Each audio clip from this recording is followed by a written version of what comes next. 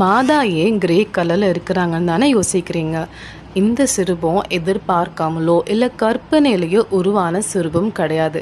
மாதா காட்சி கொடுத்ததே இந்த கலரில் தான். எங்கன்னு தானே யோசிக்கிறீங்க.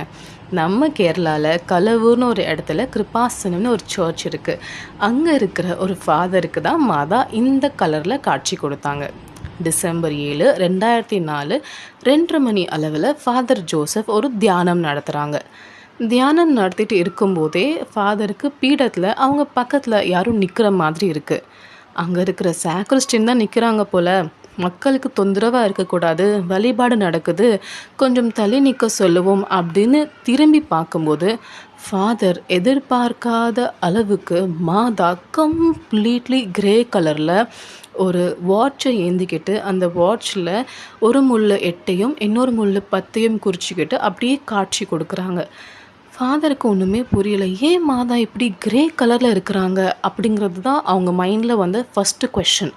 அவங்க மைண்டில் வந்த கொஷனுக்கு மாதா அந்த மைண்ட்லேயே ஒரு ஆன்சர் கொடுத்துருக்காங்க. என்ன அப்படின்னா, அழிவு வரப்போகுது, அதுவும் குறிப்பாக இயற்கை சீற்றத்தினால அழிவு வரப்போகுது, ஜெபிக்கணும் அப்படின்னு சொல்லிட்டு மாதா மறைஞ்சிட்டாங்க. ஃபாதரும் மாதாவோட மெசேஜை ரொம்பவே நம்பிக்கையோடு ஸ்வீகரித்து என்ன பண்ணுறாங்கன்னா, டிசம்பர் 23 மக்கள் எல்லாம் கூப்பிட்டு ஒரு 110 கேண்டில்ஸ் டிஸ்ட்ரிபியூட் பண்ணி 24 எல்லாரும் ப்ரேயர் பண்ணணும் அப்படின்னு சொல்கிறாங்க. மக்களும் ரோசரி சொல்லி ப்ரேயர் பண்ணுறாங்க. டிசம்பர் 26, 2004 யாருமே எதிர்பார்க்காத மாதிரி இந்த உலகத்தையே உழுக்கிற அளவுக்கு சுனாமி பெரிய அழிவு உண்டாகுது. ரொம்ப அதிசயமாக கலவரும் இங்கே இருக்கிற மக்களும் பாதுகாக்கப்படுறாங்க. ஓகே, ஸோ மாதா கலவூருக்கு மட்டும்தான், மாதா கேரளாவில் மக்களுக்கு மட்டும்தான் நீங்கள் நினைக்கக்கூடாது.